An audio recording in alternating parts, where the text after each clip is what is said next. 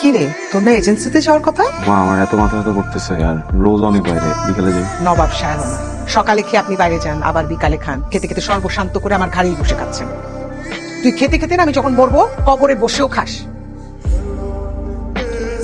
বলো আবির ভাই, ছবিগুলো একটু রাখেন। তুমি তো আসলে অ্যাক্টিভ না, যখন যেটা বলবো সেই সময় সেটাই করতে হবে, তাইলে তাড়াতাড়ি ভিসা হয়ে যাবে। ভাই আমি না সবকিছু বুঝতেছি, আমার আম্মা বুঝতেছে না। ওরে বাবারে, এত অধৈর্য হলে হবে না। ঠিক আছে, দেখতেছি, তুমি ওই কিছু দিয়ে যাও, কাজ শুরু করে দিই। ভাই আমি আপনাকে আর 1 টাকাও দিতে পারবো না। আপনার আমি অনেক টাকা দিছি, এখন টাকা ছাড়া যদি আমার যাওয়ানোর সময় তাহলে যাওয়ান, আমাকে প্লেনে উঠাই দেন, আমাকে প্লেনে উঠে এখান থেকে পাঠাই দেন, আমি ওই পারে যাই, আমি কিডনি বেচে আপনার টাকা আপনার পাঠিয়ে দিচ্ছি। আর যদি না পারেন আমার সবকিছু আমরা ফিরে দেন ভাই। না, নাও নাও, সবকিছু নিয়ে যাও। ভাই প্লিজ আপনি একটু দেখেন প্লিজ।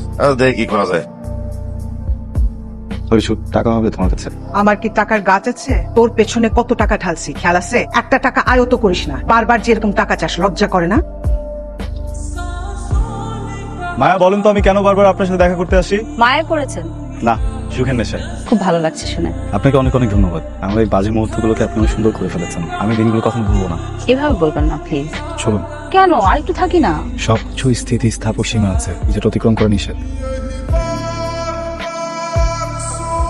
বিয়ে তো আমাদের পছন্দ হয়েছে, আর আমার ছেলে ও কখনোই আমার অবধ হয় না। তবে একটা ছোট দাবি ছিল, জি বলে।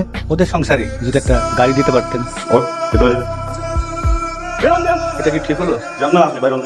পিছনে আসবে কখন বলতো? তোমার কিন্তু ভাইকে বকাবকি করা ঠিক হয়নি। আমার ভাগ্যে যা আছে সেটাই তো হবে। আসসালামু আলাইকুম। ওয়ালাইকুম আসসালাম। আমি মায়া, আমি আসলে এসেছিলাম আবিরের খোঁজ নেওয়ার জন্য। আসো ভেতরে আসো। Thank you.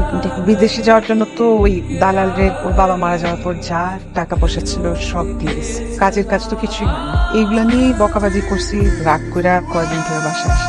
আচ্ছা আন্টি, যে ব্রোকারের থ্রু আপনারা কন্ট্যাক্ট করছিলেন বিদেশে যাওয়ার জন্য, ওই ব্রোকারের কন্ট্যাক্ট কি পাওয়া যাবে? একটা কার্ড আছে, তুমি বসে আমি আনি।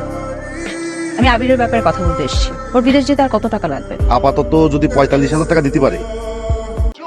60,000। 1 সপ্তাহের মধ্যে ওকে পাঠানোর ব্যবস্থা করতে হবে, আর যদি না হয় হাজতে। হাই। হঠাৎ এরকম আর্জেন্টলি কল? জি, একটা গুড নিউজ আছে। আমারও আপনাকে একটা গুড নিউজ দেওয়া আছে। তাই নাকি? আচ্ছা আপনি বলেন। আপনি বলেন। আপনি আমার বিয়ে ঠিক হয়ে গেছে। আপনি কি যেন একটা গুড নিউজ দেবেন বললেন? ভিসা হয়ে গেছে আমার। আমার যাওয়ার প্রিপারেশন নিয়ে কিছু কাজ টাজ বাকি, তবে যাই। ওকে, সি ইউ সুন। হ্যালো মায়া, জি। আমি আবিরের মা। আবিরের তো ভিসা হয়ে গেছে, কিন্তু ও তো বিদেশ যেতে চায় না। আমার মনে হয় কারণটা তুমি নিশ্চয়ই বুঝতে পারতেছো আমি কি বলতে চাইছি। জি আন্টি,